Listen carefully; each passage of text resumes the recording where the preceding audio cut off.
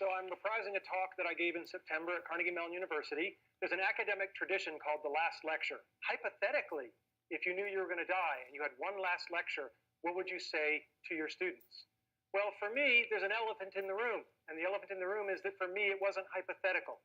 I've been fighting pancreatic cancer. It has now come back after surgery, chemotherapy, and radiation. And the doctors tell me there's nothing more to do and I have months to live. These are my most recent CT scans. The pancreatic cancer has spread to my liver. There are approximately 12 tumors. I don't like this. I have 3 little kids. Let's be clear. This stinks. But I can't do anything about the fact that I'm going to die. I'm pursuing medical treatments, but I pretty much know how this movie's going to end. And I can't control the cards I'm dealt, just how I play the hands. Now, if I'm not morose enough for you, I'm sorry to disappoint, but I don't choose to be an object of pity. And in fact, although I'm going to die soon, I'm actually physically very strong. In fact, I'm probably physically stronger than most of the people in this audience.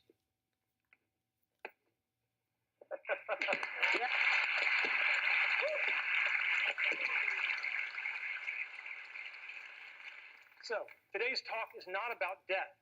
It's about life and how to live, specifically about childhood dreams and about how you can try to achieve them. My childhood dreams, your childhood dreams. As a child, I had an incredibly happy childhood.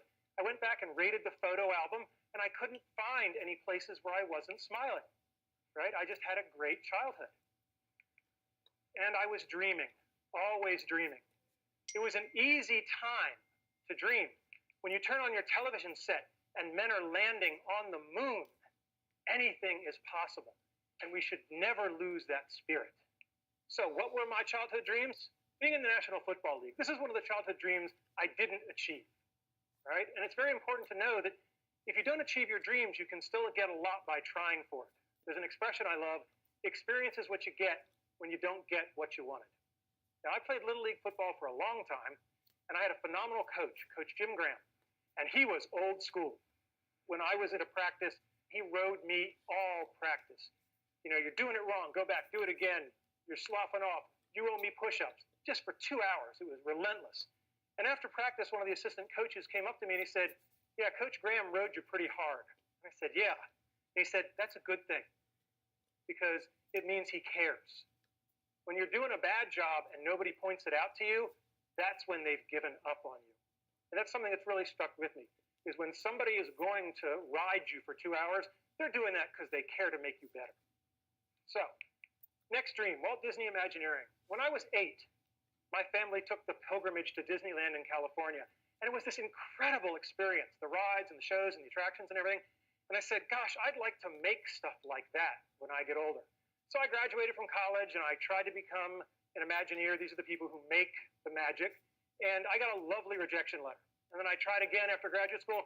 And I've kept all of these rejection letters over the years. They're very inspirational. But then the darndest thing happened.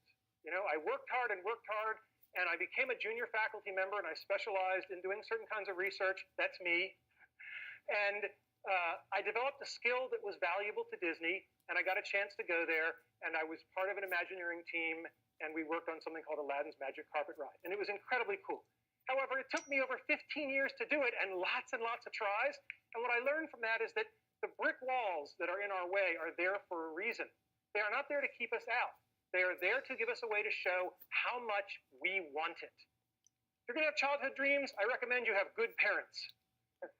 I lucked out. I have great parents.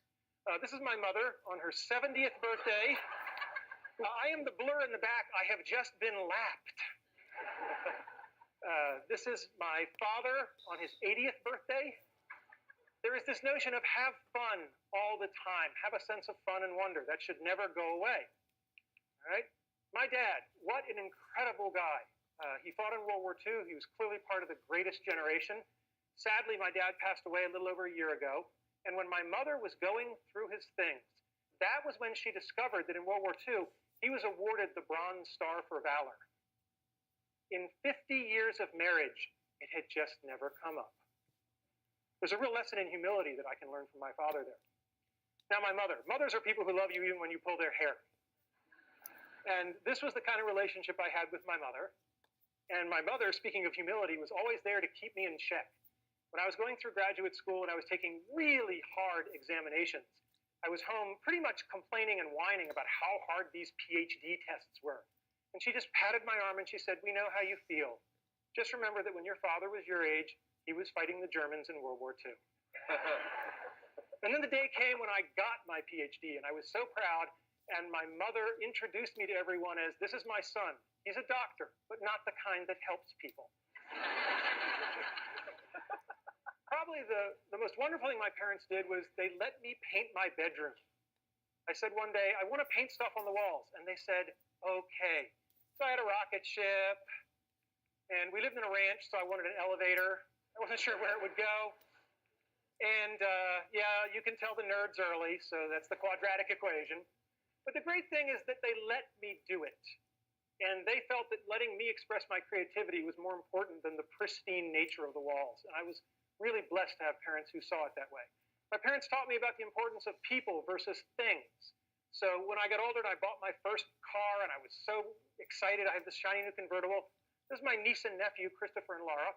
And every month I'd take them for a weekend, so my sister and her husband would get a little break, and we'd go off on adventures. And I'd just shown up with my new car, and my sister's explaining to Chris and Laura, "That's Uncle Randy's new car. You can't get it dirty, da-da-da-da-da." And they're just cracking up laughing, because over her shoulder, I'm casually opening a can of soda and just emptying it on the back seat. And they come running over, and my sister says, "What are you doing?" And I said, "It's a thing. It's just a thing." And I'm really glad I did that, because at the end of the weekend, as I was driving them home, little Chris, who was about 8 at the time, had the flu, and he threw up all over the back seat of my car. And I don't care how much value you get out of owning a nice, shiny, pristine thing. It's not as good as I felt knowing that I made an 8-year-old boy not feel guilty just because he'd had the flu. Next thing, you better decide early on if you're a Tigger or an Eeyore. Tiggers are energetic, they're optimistic, they're curious, they're enthusiastic, and they have fun. And never, ever underestimate the importance of having fun. I am dying soon, and I am choosing to have fun today, tomorrow, and every other day I have left. If you want to achieve your dreams, you better work and play well with others, and that means you better live with integrity. Simple advice that you'll find hard to follow: just tell the truth. Second thing, when you screw up, apologize. There are a lot of bad apologies in America. A good apology has 3 parts. I'm sorry. It was my fault. How do I make it right?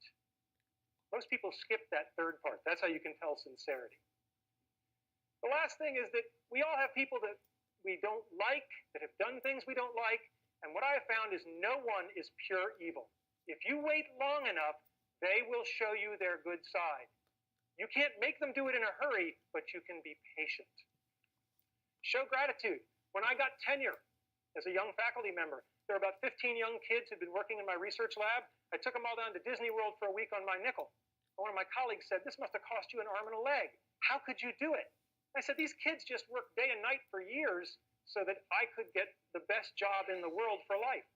How could I not do it?" I mean, gratitude is a very simple thing, and it's a very powerful thing. And lastly, I don't think complaining and whining really solves the problem. This is Jackie Robinson, first black major leaguer, had it in his contract not to complain if people spit on him. All right? Now, I don't care if you're Jackie Robinson or if you're a guy like me who's only got a couple of months to live. You can choose to take your finite time and energy and effort, and you can spend it complaining, or you can spend it playing the game hard, which is probably going to be more helpful to you in the long run. Now, I told you this is part of the lecture series at Carnegie Mellon University, and it's important for you to know why I gave the talk. Okay? The talk isn't just about how to achieve your childhood dreams. It's much broader than that. It's about how to live your life. Because if you lead your life the right way, the karma will take care of itself. The dreams will come to you. If you live properly, the dreams will come to you. I think it's great that so many people have benefited from this lecture, but the truth of the matter is that I didn't even really give it to the 400 people at Carnegie Mellon who came. I only wrote this lecture for 3 people. And when they're older, they'll watch it. Thank you.